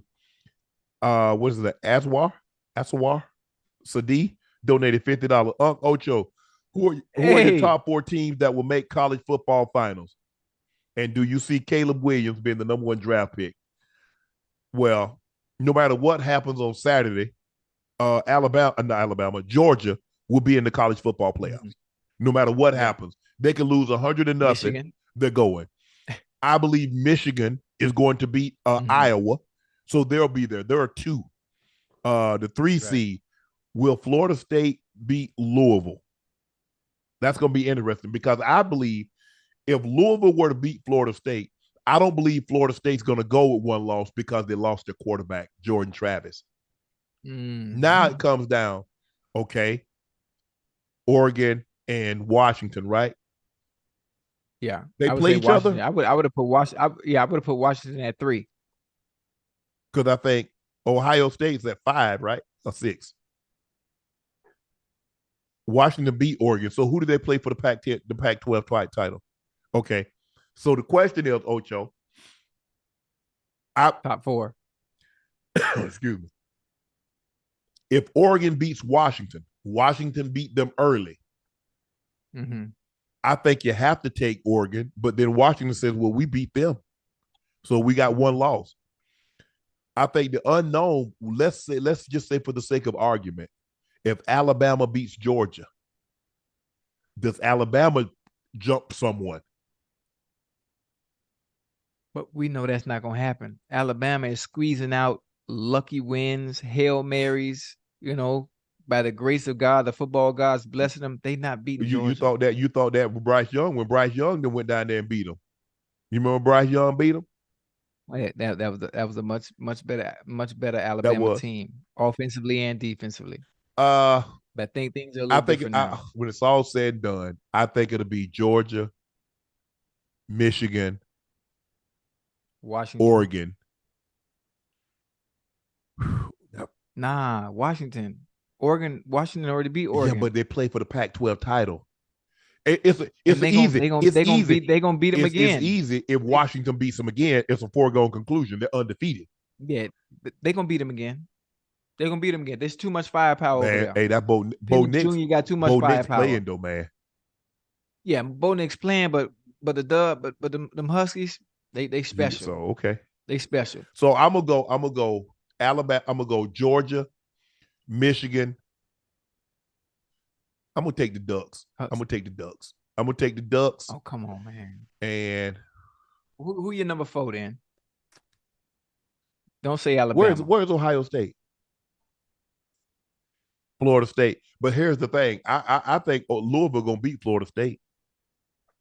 What? If they Louisville. Hold on, let me plug my computer up. Because they play for the championship, right? ACC. Well, here's the thing, though, Ocho.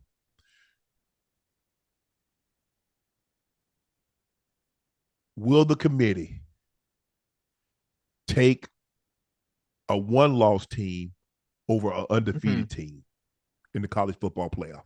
Now we look. Alabama, the committee Georgia. I think Georgia and Michigan's going regardless. Right. Oh yeah, most definitely. Because I think from start to finish, they've been the two most dominant teams. Mm-hmm. But if Florida State loses, and say, well, obviously, if Washington beats Oregon, that's 2 losses. They're done. Washington's in. Mm-hmm. So now Ohio State has 1 loss. Texas plays Oklahoma State. What happens if Oklahoma? See, I don't think with 2 losses, I don't think they didn't take Alabama last year with 2 losses. So I don't think any 2-loss team is going to make it. Nope. You know what? I'm just going to say pie in the sky. I'm going to say Georgia, Michigan, Oregon. Washington. I'm going Bama.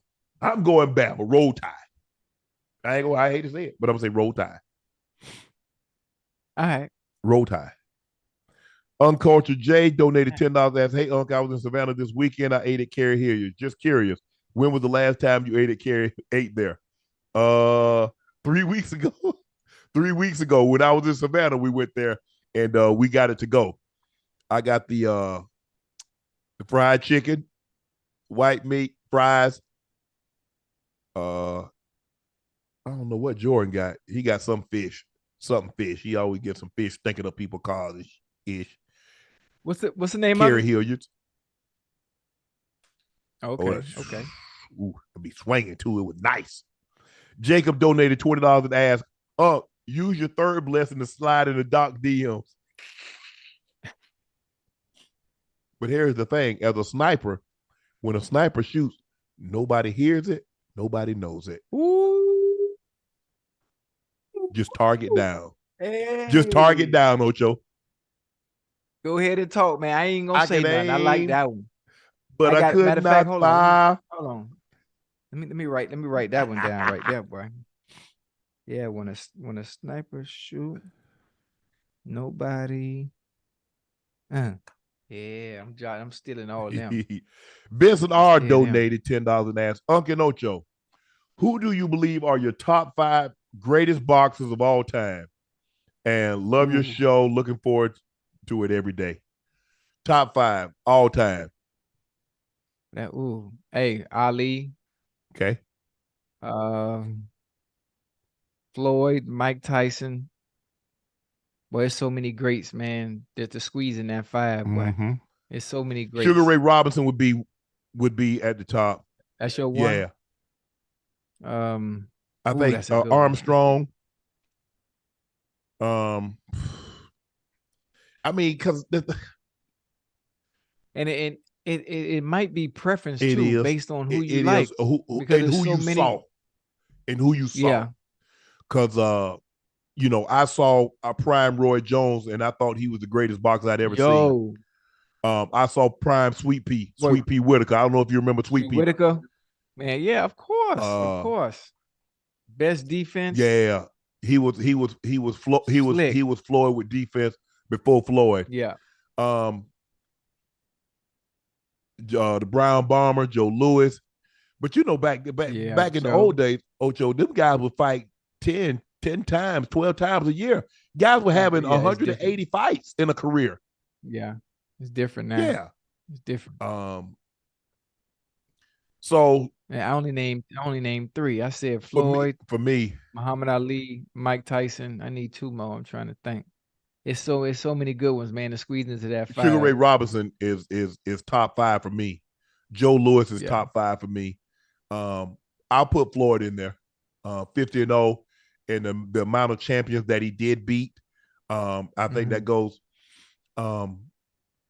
Ali had the biggest impact, but a lot of times getting in is the easy part. It's getting out that's the hard part. And sometimes these boxers we see they should have left, and it kind of ruins the image that we have of them.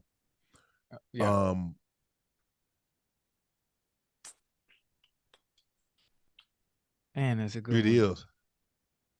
I mean, because all you hear is stories about Jack Johnson. Yeah, some of the I wasn't able to watch some of the people you named fight. Obviously, they were great ones during their time, during their era. I've seen enough of Muhammad Ali. Yeah. Obviously, I've seen enough of Floyd. I've seen enough of Mike. Yeah. I mean, Marvin Hagler. I came up in the 80s with the Four Horsemen. Sugar Ray Leonard.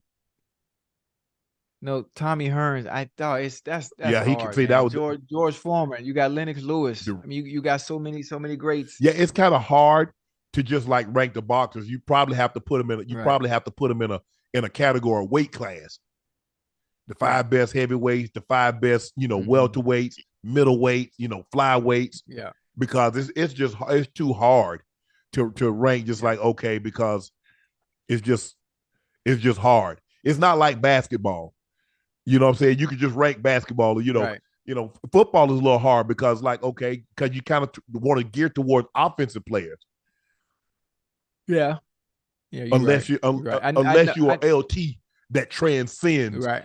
Because the TJ Watts and all these guys, the Von Millers and all these guys, the Derek Thomas, the Cornelius Bennett's, all that's because of LT. He did that. I think I know who my favorite boxer is. Now he might not have been the best according to his record, but his style and his entertaining style of fighting would be equivalent to me on the football field. Emmanuel Augustus.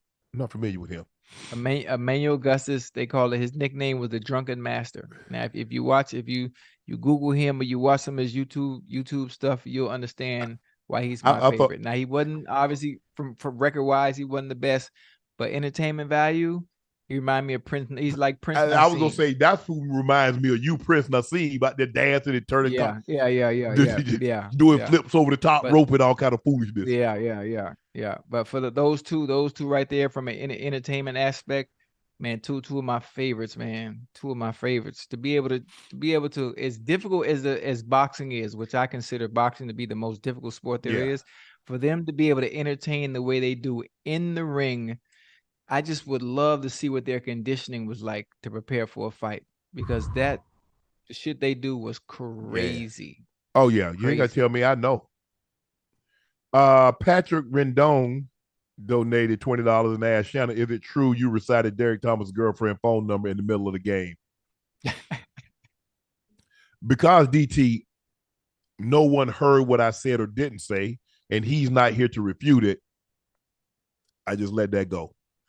All I will say this is that I've made peace with DT before he passed, and he and I are in a good spot.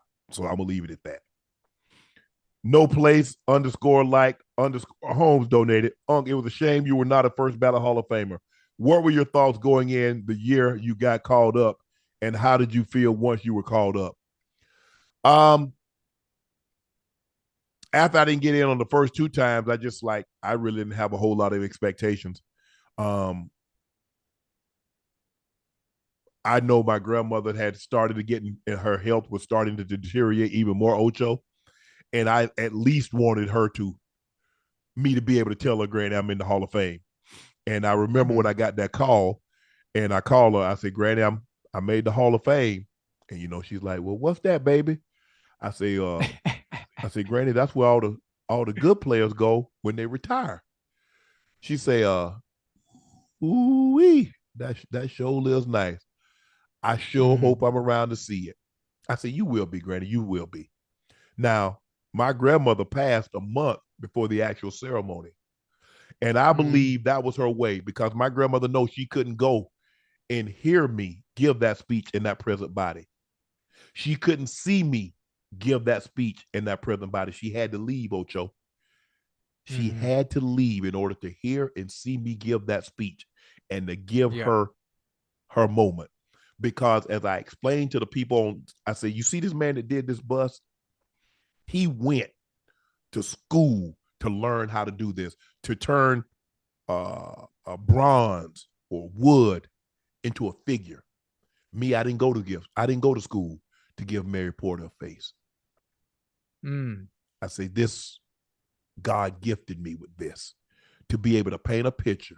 So when I'm done, you know exactly who Mary Porter is and know exactly how she looks. So to be able to call her and to give her, like, Grandma, I did it. We did it. I called my brother. Say, bro, we did it. Called my sister. She was crying. Called my mom. Called my homeboy, Bucket and Burns. It was great. I mean, you know, I didn't think about no Hall of Fame, Ocho. I'm a 7th round draft pick, bro. I'm just trying to make some money. I'm just trying to get my help, keep my grandmother from having to go to work and not have to watch, clean people's house or anything. Go fishing when she wants to. I wasn't thinking about no Hall of Fame. I just wanted to play. If I could say I played 5 years in the NFL, Ocho, I told people I would go. I told people I was going to the NFL. I ain't say I was going to play 25 years. I said I'm going to the NFL, play the league. Well, I did that. And so, man, it's an unbelievable feeling. It's not who I am. It's what I did. Yeah. And so sometimes people, well, no, they don't send checks for people to make the Hall of Fame. It's an unbelievable honor. I'm not going to sit here and tell you that it's not, but it didn't change me. I'm still Shannon. Yeah. I'm still, my homeboys, my kids. I'm still the same. It didn't change me one way, Ocho, but it's an unbelievable honor. Poster Child donated $10 and said, "Hey Ocho, who do you think's winning the EPL this year?" Shout out from San Diego. EPL this year, Uncle, you don't know much about soccer, but right now, listen, Arsenal's doing really well. Arsenal's doing really well. Obviously, at the top of the table right now. Didn't Thierry on replay for Arsenal? Yeah, don't worry about that. Don't worry about that. Don't talk about no way back then. That was a while ago. Thierry on. That was a while ago. I see you. I see you. Yeah, but listen, Holland is the guy now. Man City. Holland. Yeah, somebody doing nothing, Ocho. Somebody just sent you that stuff. Yeah, Arsenal at the top of the table right now. Hopefully Arsenal can actually keep a lead and stay at the top of the table and not let Man City overlap them towards the end of the season. So we'll see what happens. Hey, you know somebody said to me, so why you get Ocho? Because I know somebody. Ain't nobody said nothing. You must have. Ain't nobody said nothing. I ain't like that. You don't know nothing about no soccer, man. Sean Camp donated $10 and he asked, Prime has a tight end coach vacancy. Any interest? Shout out from Conyers. 0 interest. I don't have the patience. I don't. Coach. I don't have the patience, bro. I can't go over something all week.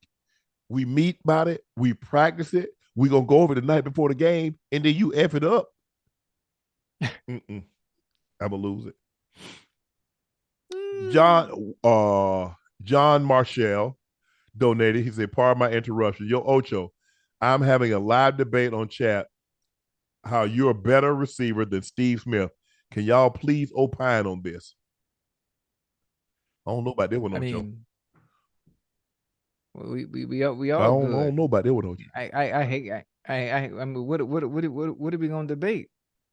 I don't know, Ocho. Make a case. You got to make a case. I'm the judge. I'm the judge. You got to make a case. You got to present a case in front of my court. I don't need to make no case. I'm Ocho. You Ocho? Steve Smith was that boy. Now me and Steve, shit, we go way back to junior college.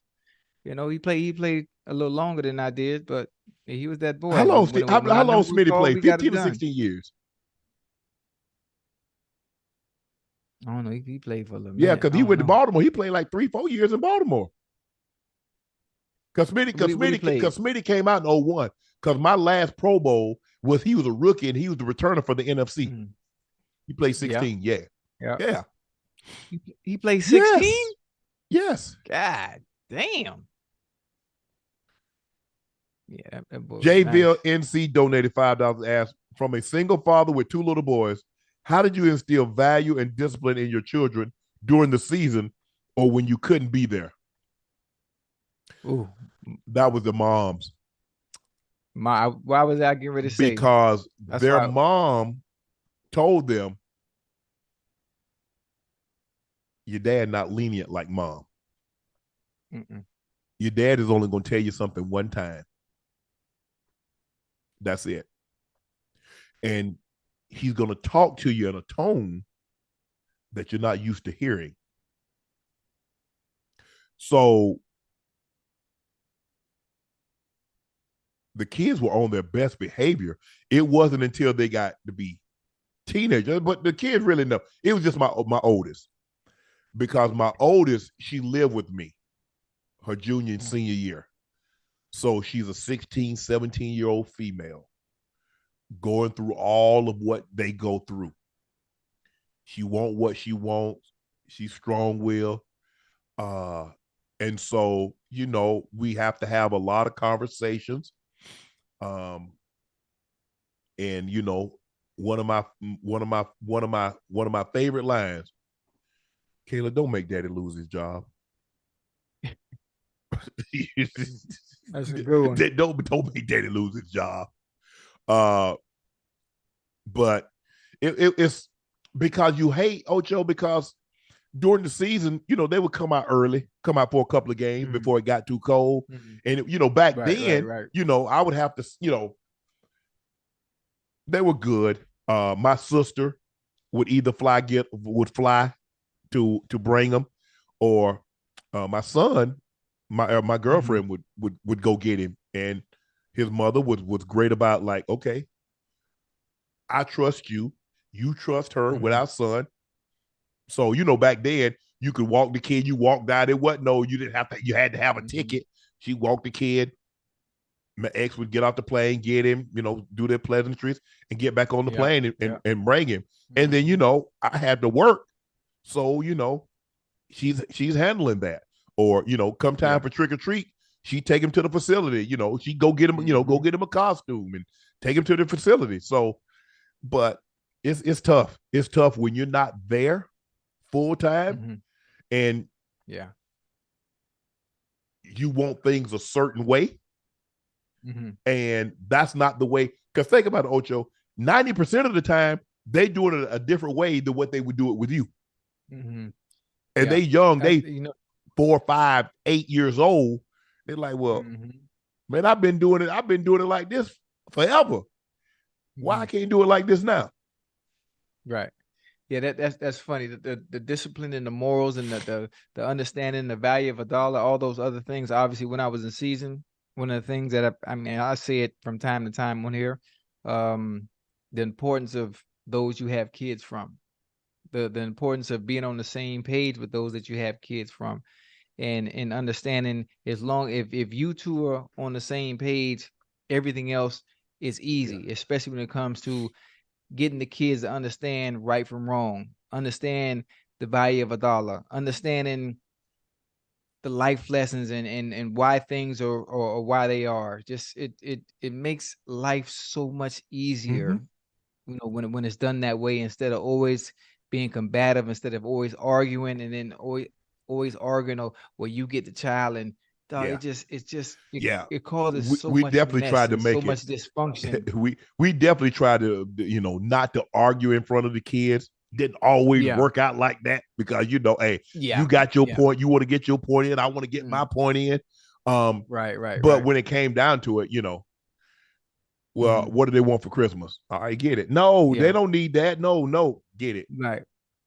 And so it was hard, but as they started to get older, I started getting less, and I just started getting less and less of what they wanted for Christmas. You're not finna get 15 Christmas gifts. everyone that you want. You're not going to get that because it doesn't work like that in the real world. So as they started to get older, you have to explain, nah, you're not getting this, this, and this because somebody else got that. Okay, that's fine. No. So as they got older, you could explain it. They understood. But they're like, well, Daddy, you make, Daddy make, you don't. That's the difference. And the funny thing, the older they get, for me, I already got all my Christmas lists already from all the kids. The older they get, the smaller the list gets, and just a little bit more pricey. Thank you. They don't want 15 things. They want 2 things that cost more than those 15 things. 15. Yeah. Oh, I done got the list. Oh, you got yours already? Already. Mm-hmm. But I like to get that out the way. I said, don't wait till the last minute, and then they don't have it, and then you're gonna talk about well, they don't have it. I promise you, whatever you put on this list, you're not the only one that want it. Most definitely. So most definitely, just to make sure you're able to get what you want or a close facsimile of it. My son really easy to shop for now because he got my grand. All he think about is stuff for the baby. I'm like, y'all easy. Y'all easy. I like it right here. And then he getting most of the stuff anyway. Y'all ain't getting, give y'all a little gift card. Y'all gonna be opening presents to New Year's. All the stuff he go get. Jerry Lee donated $50 and asked, fate of the universe is on the line. Tom Brady's at the helm, and humanity needs a touchdown to live. 4th and goal at the 10. Unc and Ocho lined up out wide. 1-on-1, no safety. Brady throws the ball. Who saves the world? Who gets us killed? If I'm guarding you, Ocho, I'm sorry, Ocho. Ocho, I'm sorry. Are you guarding I'm guarding you. Well, then you done. Ocho, I hate to do this to you, Ocho. You done, boy. You done, man. If the world. Yes. But one, my specialty is beating bump and run. Ocho, hold on. Do you hear what he said? It's 4th and goal at the 10. I'm not gonna press you. Well, you definitely ain't finna play off. You really done. You in no man's land. You can't play. I'm right where I wanted to be. No, yes, I am. No, yes, I am. You already beat. I'm not. You already beat. The world is saved. And I'm gonna tell you, the world is saved for the ball snap. Yeah. Yeah. I'm gonna line up 5 yards, and I'm looking at the quarterback. By the time you look at the quarterback and get your ass back on me, I'm gonna be gone. Look here, it's 4th and goal. All I gotta do is keep you out the end zone. Yeah, all right. It sounds good. That's what everybody said. That's what everybody said when I was playing too. I just got to keep you out the end zone. I'll put that soup bone on you. I don't see that. See that? I put that soup bone on you. Listen, I'm going right through that. Ocho, just imagine. I'm a bigger Revis. I'm a bigger Revis. I'm a bigger Revis. Ever. You talk about what? You talk about Butthead and Beavis? I'm a bigger Revis. Ocho. Ocho, no. Ocho, I gotta do it. Put these clamps on you. I touch you, it's over for you. I don't even get touched. Revis touch you. Revis pressing you. I didn't get touched at the line. Revis. The ball just wasn't complete. Revis. I was like, man, Revis did this to man here. Nah, I see. There you go, line. You can turn on the film. Ocho, that right? Where you going? I'm gonna have you right here, all up in your collar like that, right there, Ocho. You too little anyway, man. I'm gonna talk you out your game, so I know. Ocho, 4th and goal on the 10. Ocho, you do realize I'm a professional talker, right? Yeah. What you mean? I wrote the book on talking. I wrote the book on talking trash. Not only did I write the book, I walk it when I talk it too. Ocho, I wrote the preface. So the first part. So you wrote a couple of chapters. But the first thing they read, no. Yes, read the content. Read the contents. Ocho, come on, Ocho. You notice what I do. You don't. Ocho, they already voted me. Ocho, they already voted me top. Ocho. No, I'm the number one trash talker of all time. What are you talking about? You want to see the list again, Ocho? Nah, No, that no, boo no, no, boo no, ass don't do that that. boo Don't boo do that ass because it's list. boo boo. Because you not number one, and I ain't number one either. But I'm higher than you. Trust me, the people that know. The people that know. The people that know or need to know, they know. What they know, Ocho? The greatest, not only talker but entertainer of all time, is sitting on the other side of this lens. They're looking at him, and they know who it is. Yeah, right here, right here. My hair ain't done, so I had to wear a skull cap. What hair? You ain't got no hair. Oh, I got hair. Oh man, you know What? what? I'm going to the game What tomorrow. game? The Philly Lakers Oh game. yeah, Cause yeah, you know yeah. I got to do inside the NFL, but I'm flying in a day Yeah. early to go to the game. I'm sitting courtside. What time the game come on? I'm a shoot. I 4. what 7:30? This is my first Chad, game for the Chad, year. they voted you 18th best trash talker all time. Can you please tell me? And that them is they again. Who you think made that? The same people Because that be voting listen, for Pro Bowl or All Pro team. You ain't had no problem when they yeah, voted you All Pro. You didn't say these people don't know what the hell they listen. doing, did you? They don't know it. They Oh, don't know what okay. they're doing. Ask the people that played the game who the number one trash talker of all time is. Not no voters. I ain't talking about no vote. They ain't never played no football. Don't do that, Ocho. Now you trying to diminish me at the top 5. You trying to diminish me. I'm not trying to undermine me. I'm just telling you. Ask the people that actually played the game with us who the greatest talker and entertainer of all time. Who called the National Guard on the Patriots? Who called the National Guard on the Patriots? That was you. That was cool. That was Did you hear what the man asked me? The man just asked me a question. You heard the man ask me. I'm the only man get 30 yards. I get 30 yards. I got 30-yard penalties on one drive. You ever did that? Shoot. I got fined $3 million. I got $3 million in fines throughout my career. You ain't got no fine no $3 million. Where we at? Total? Make sure you click that like button. Make sure you hit that subscribe button. Click the like button. We at where we at? We at 346, 652. Ooh. Well, y'all try to take all my little money. I ain't gonna have no money this month. You can take my money. It's the holidays. I don't even care. That's why I need my money. It's the holidays.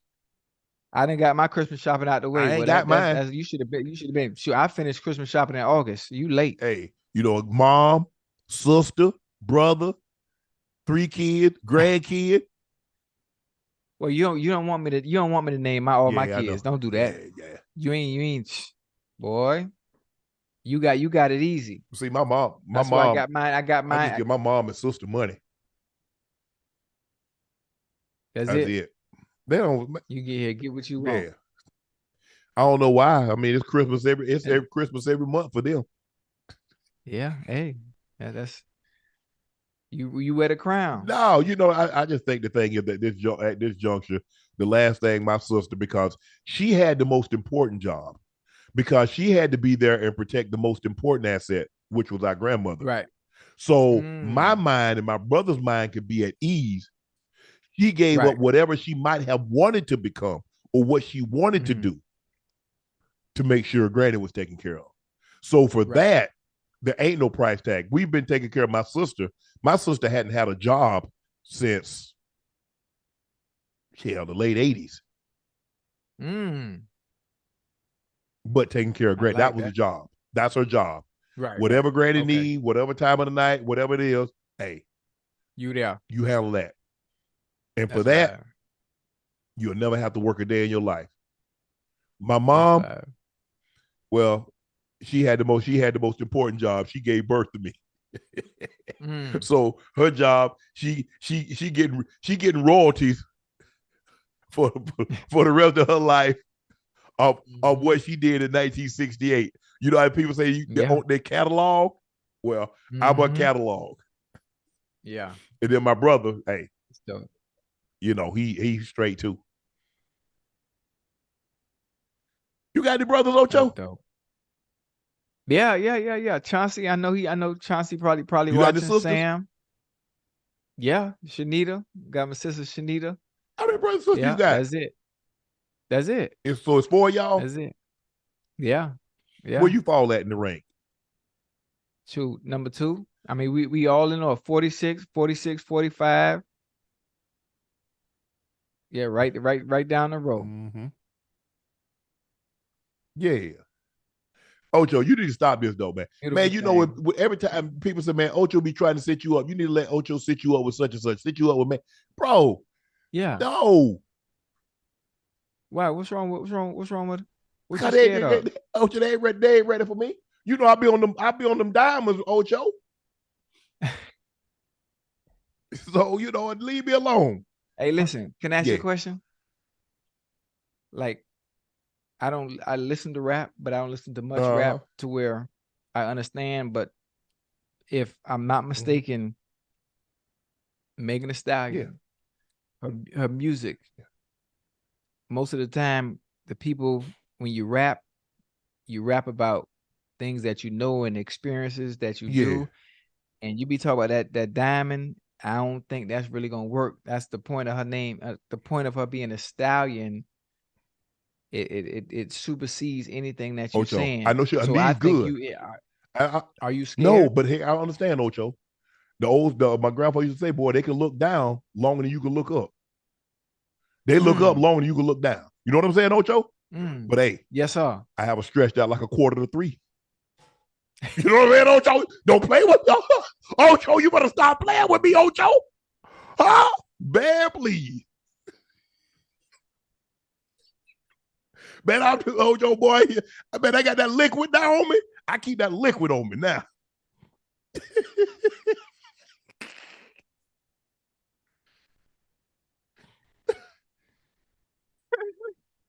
A quarter to 3.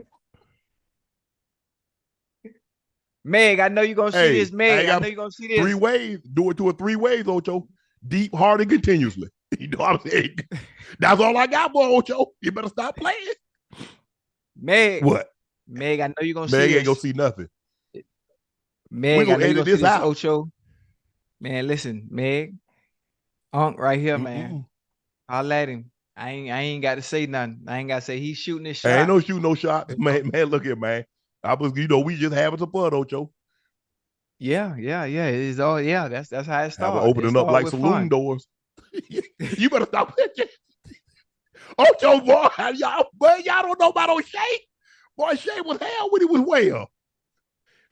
I was my lip, my walk a little off right now, but I still do a little something here and there.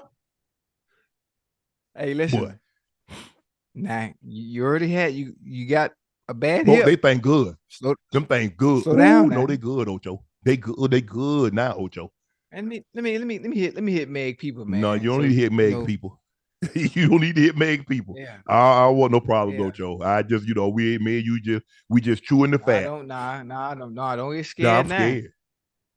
Nah, don't get scared now. Just pop that down. I 100 milligram of liquid now.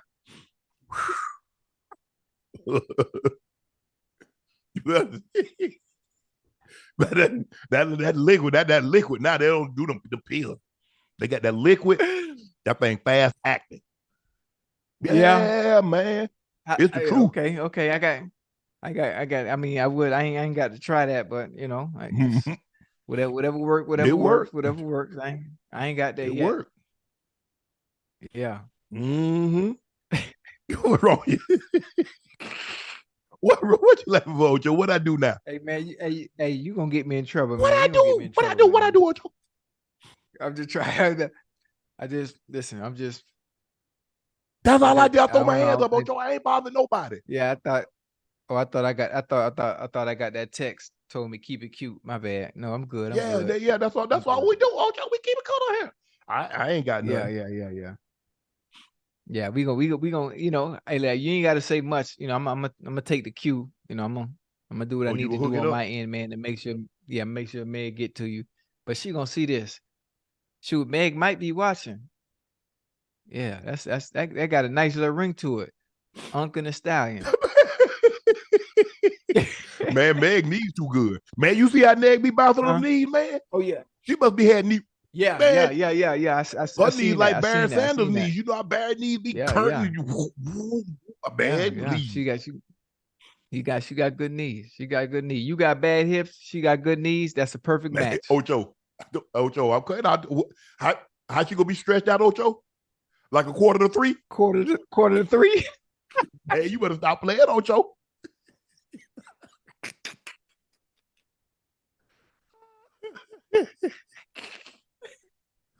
Man, thank y'all for joining for another episode of Nightcap. Please make sure you click that like button. Make sure you hit that subscribe button. Guys, you've been unbelievable. Somehow, I got a feeling that Ocho and I going to have to get off our 10 to 20 bands by tomorrow. Because you definitely going to put us over 350 by tomorrow. So thank you for guys. Somebody call Meg. Call me. Oh, Lord have mercy. No, don't call Meg. Y'all make sure Meg. Make sure Meg get this. Man, look at Ocho. Man, we just having fun, Ocho. We just having fun. Listen, I know. Nah. It all started with fun. It like Sherelle slid in my DM as fun. You sent them eyes. You see where we at now? Ocho. A child later. Two. Nah, don't do that. It all started as fun. Ocho. Meg. Ocho. I ain't bothering nobody, Ocho. I'm just a 55-year-old granddad just trying to find my way in the world. Yeah. No. Don't fold now. Don't fold now. Okay.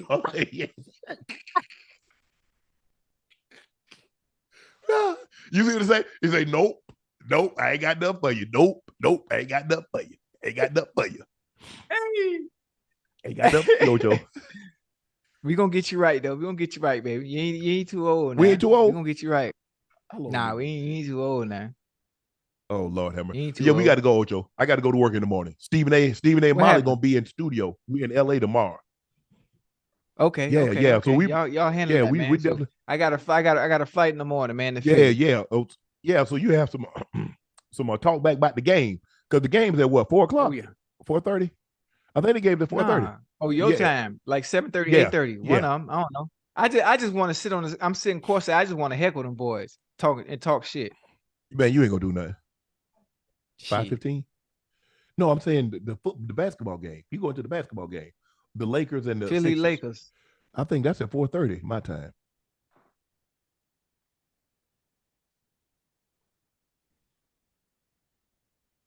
Ash pulling up. What time is it? I think it's at 4:30. Oh. Normally East Coast games at 4:30, right?